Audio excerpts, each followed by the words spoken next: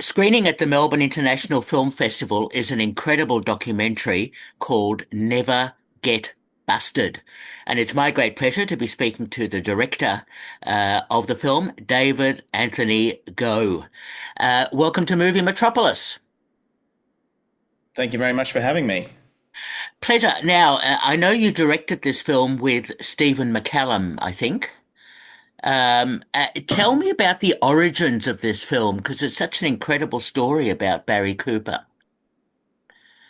Yeah, so originally, Aaron Williams Weir, who's the co-creator, and I saw a short interview with Barry where he told a very abridged version of his story, and we just couldn't believe that Matthew McConaughey or Woody Harrelson hadn't played him in, some crazy feature film.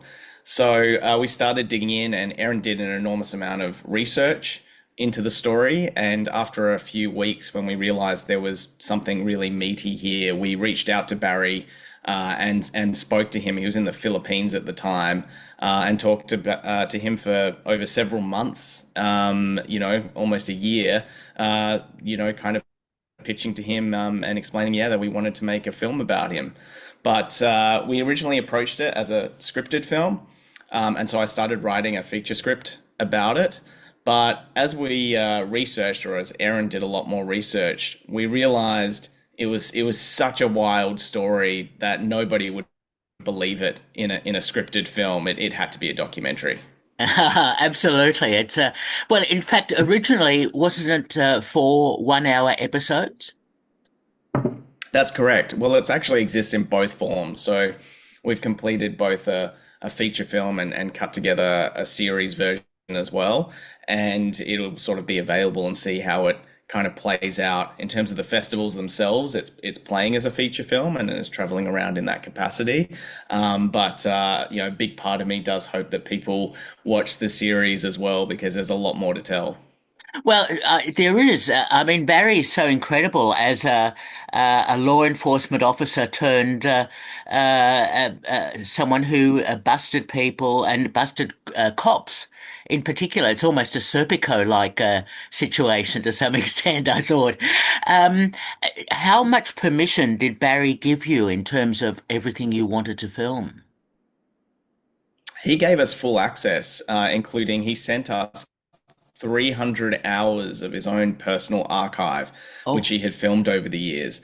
So that included everything, from childhood videos to police dash cam videos to his proposals, his breakups, him being harassed and, chased out of the country by the police. Like there was an absolute treasure trove of information and vision that we could find within that archive. Isn't that incredible? I'll talk to you about the editing process shortly, but that must have been a nightmare. But anyway, let's keep talking about this. Now, his story is so interesting as a narcotics officer and so on, um, and obviously his a lot of what he gave you and told you was very risky.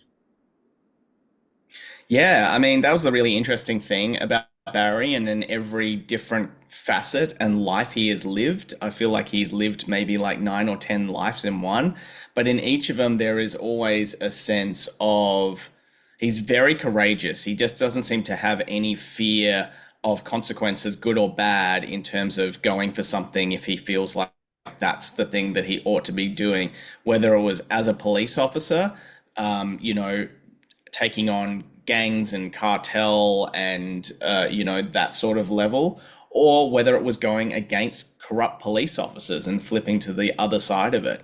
And that's what made him such a fascinating person and why he's such a rare individual. Absolutely, and for him to be busting cops, so to speak, to rat on his fellow police officers and so on, that is amazing, and his life would have been at risk. Yeah, and specifically, he was going up against the very police officers that he was both trained by and trained. So there was a very, very personal aspect to the story as well. And I reached out to some of those police officers to try to interview them, and I was told in no uncertain terms to, I won't use the words that they use, but effectively to leave them alone. Well, I can imagine that finding people to interview and etc. would have been difficult because they may not want to speak on camera about the circumstances. Yeah, so a big part of making documentary is access, with key subjects. And a lot of that process takes, months, years in some cases. There was some people who were dying to be interviewed about it and had been wanting to tell this story for a long time. For instance, the guy Travis Bowles, who originally filmed the Never Get Busted DVDs and created those with Barry. He actually went under a pseudonym C.R. Coltenthaler, and so we couldn't find him for the longest time. And then I received a video that was on YouTube in my inbox, and it was addressed to myself and Aaron, the co-creator, and it just said, "Hi, my name's Travis Bowles. This is a video for two people, Aaron and David. I hear you're looking for me." And I thought, oh yes, we finally found him. He'll have such a great story to tell, and he did. Other people, it took months and months of back and forward and, building that trust and being really, really clear of both our intentions as well as our objectivity as documentarians, and for this not to have a particular lean or bent or agenda or how we were going to treat people. And so building that trust with people takes a long time, particularly in circumstances like this where there's a lot of controversial, elements to it. And it's a big, big part of the job of making it. Absolutely. No, I absolutely understand. And congratulations on persevering and getting it done. It's it's well done. Um, Tell me then about all the footage that you received, that you found, that you put into the film, because there's some extraordinary stuff there. Yeah, so the first lot of archive that we got, Aaron had found mostly online through various things that people had uploaded. And then after Barry sent us his personal archive, which came in three giant boxes that were spread throughout the world. He had a box with him in the Philippines. There was another box with his parents in Texas, and another box with a filmmaker that he knew, I believe, in Los Angeles. So these three giant boxes arrived that contained every video format known to man, over the past like 30, 40 years. And so we had to then capture all of that, review all of that, organize all of that. And it was an enormous process, largely handled by Aaron, the assistant editor, Brody King. And then we were very, very fortunate to have Julian Hart, who had he had edited Tinder Swindler and Drive to Survive, and he came on board as the lead editor, and he just loved how much material that we had to work with. So that was the beginning of the process in terms of how we started crafting this story in the edit, which in documentary editing is kind of the ball game when it comes to storytelling. Everything else is sort of like gathering material, and now we've got 300-400 hours of material that we have to carve into a coherent, fun, humorous, sometimes sad, sometimes tense story.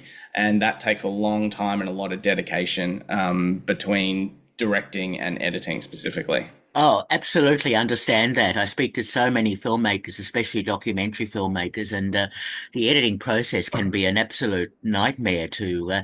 And you, of course, had an additional issue because of the 4 1-hour episodes and the 109-minute, I think, feature length release version. How did you juggle the edits for those two? Yeah, so I believe it was about a process of maybe close to 2 years or something like that, that we worked with the edit team, putting together the overall series. And then we had a conversation with the executive producers, which is John Batsek, who had done Searching for Sugarman and Beckham, and Chris Smith, who'd done Fire Festival and Tiger King. And we had a conversation about, is there a possible way to have a feature version of this as well, which could both play festivals as well as also play in cinemas. And that's pretty daunting, having gone through 2 years of process to create a series. And at that stage, the editors had kind of finished their work, so they were onto other projects. So it was really just left to me, with a lot of help from Aaron Williams-Weir and the edit assistant, kind of crafting that together and really creating something that felt like a very cohesive feature film arc. Ah, how interesting to hear that story. That in itself is a DVD or a release. You're credited, David, with directing the film with Stephen McCallum. How did you both work together? There was like a lot of different stages throughout the process of making this film, and there was a lot of like when it comes to documentary, there's just like a lot of collaboration between a lot of people. There was a huge amount of influence from the executives, obviously with their experience. There was an enormous amount of work specifically with Julian Hart and Duncan Hill, who was one of the other editors, and so it really was a collaborative experience. I would say Erin Williams Weir was probably the main other person who was really responsible for how this film turned out.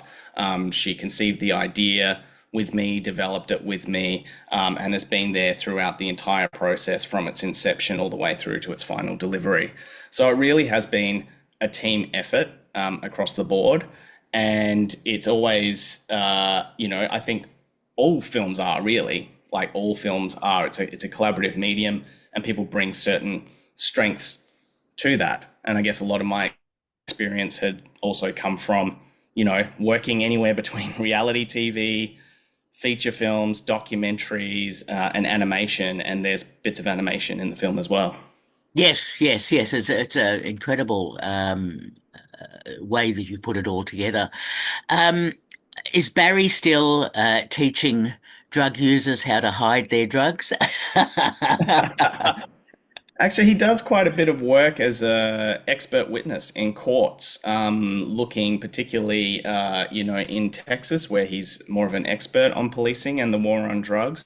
And he's often hired by people as expert witnesses in terms of looking at how police have gone about their job in terms of uh, busting individuals and whether they have done that legally or whether they have broken laws along the way. So he's still very much fighting that fight in different ways. And he has actually recently, after having been in exile for 13, 14 years, finally returned to the United States. Surprisingly so. So we'll see how long he can stay out of trouble, knowing him very long. But that's the person he is. Oh, so interesting to hear that because I was wondering with the current political climate in America whether he might be in a bit of trouble with or issues with the police force or local sheriffs or whatever. Yeah, I mean, I'm not sure. We have spoken to his lawyer on several occasions about the risk profile to him, and there is some risk there as well, particularly with Texas law enforcement itself. I don't think he is of federal interest anymore to say the FBI, although he has been on a watch list before with them. I think mostly his risk is in some ways more personally driven by a lot of the people that he used to work with who consider him to be a traitor and would like to take some sort of, perhaps revenge on him. Ah, okay. Might need a security detail with him at all times or something. He has definitely had security with him in the past, that's for sure. Ah, how interesting. And tell me, how did Barry react when he saw the final version of the feature and the 4 1-hour episodes?